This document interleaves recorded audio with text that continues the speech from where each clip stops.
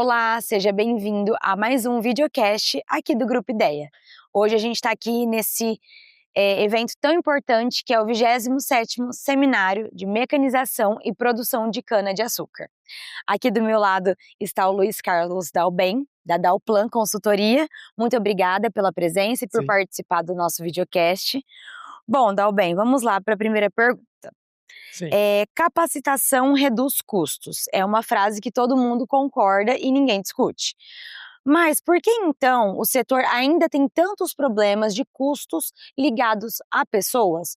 O que está travando na prática? Olha, na verdade, o que trava na prática é um pouco de resistência ao treinamento, Uhum. e eu diria também bastante resistência ao acompanhamento de campo depois que a pessoa está capacitada. Então isso aí leva, a um descontrole do treinamento versus o acompanhamento de campo. Bom, e você defendeu que agrônomo e gestor precisam estar no campo, como você acabou de falar agora, né? Mas existe uma pressão real por relatórios, reuniões e afins. Como você equilibra isso? É muito fácil, Hum. sabe. O dia tem 10, 12, 13 horas de trabalho, né, e o campo você vai gastar 2, 3 horas no campo, você tendo um planejamento daquilo que você vai ver no campo, das atividades em que estão sendo desenvolvidas no campo. O restante do tempo você tem para raciocínio, para fazer esse relatório, para estudar, todo agrônomo precisa estudar, quase Uhum. que diariamente. Então, é uma questão de ajuste das 2 coisas, mas o campo é muito importante. Eu diria assim, que é uma agricultura de andação, andar Uhum. pelo campo.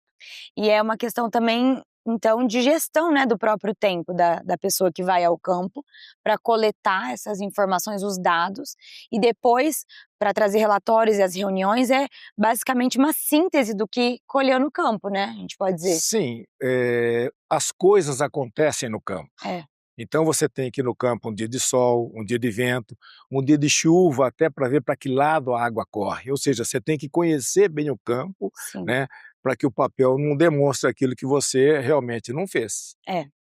Bom, quando você está no campo acompanhando a operação, qual é o tipo de erro que você mais vê acontecer? E o que jamais apareceria num relatório? Poderia aparecer no relatório? Olha, a gente vê hoje muito erro operacional em todas as operações Uhum. agrícolas, desde preparo de solo, tratos culturais, colheita mecanizada, sabe.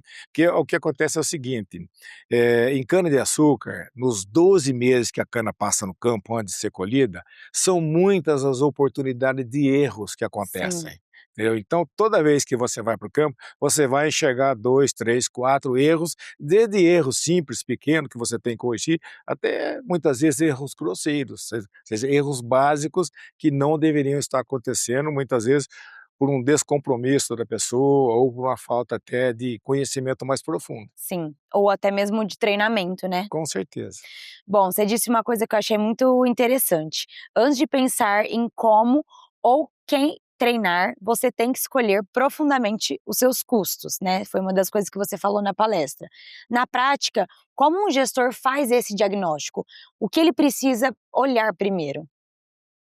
Para a questão dos custos, Isso. olha, ele precisa primeiro analisar, dentro dos controles em que a empresa tem, Aham. quais são os itens que mais pesam no custo de produção da cana. Uhum. É mão de obra, é manutenção, é diesel, são insumos. E ele tendo esses dados em mãos, né, ele vai procurar, treinar, capacitar ou corrigir, né, uma operação dentro desse item que mais onera os custos da produção de cana. É. Bom, você trouxe exemplos em que um profissional capacitado encontrou problemas que outros não enxergavam. Consegue nos contar um caso concreto em que a capacitação fez uma diferença financeira bem mensurável mesmo? Sim, consegue, né. Vou dar um exemplo de um preparo de solo, Aham. tá. Você tem uma grade trabalhando no preparo de solo com uma determinada velocidade, uma determinada largura de corte, nós já vimos o tratorista, ele passar 50 centímetros longe da passada anterior. Uhum. 50 centímetros longe da passada, ele vai dar lá centenas de passada, né, nessa área. Sim. Ou seja, se ele estiver passando 2 vezes no mesmo rastro, ou se ele estiver deixando de passar, né, ele vai ter um custo adicional, ou porque o trabalho não ficou bem feito, ou porque ele passou 2 vezes no local em que não deveria passar. Sim. Esse é um exemplo prático que E acontece. que acontece muito, né, na Sim. verdade. Bom, para finalizar, a mecanização mais manutenção representam de 65% a 70% dos custos de produção. No E meu você caso. você diz que o maior custo dentro disso são as Sim. pessoas, no caso. Se você pudesse dar um único conselho para um gestor que quer começar a reduzir o custo, qual seria?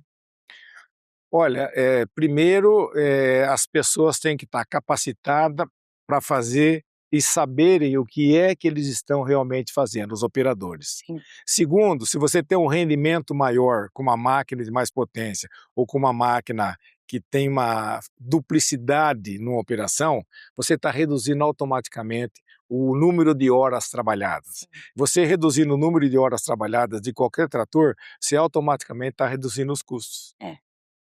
Bom, é isso. Você tem mais algum recado, alguma coisa que você acha relevante para passar para o público? Não, acho que tá. Só isso? É. Muito obrigada, primeiro por ter vindo ao evento e depois por ter participado aqui do videocast com a gente, tá? Ok?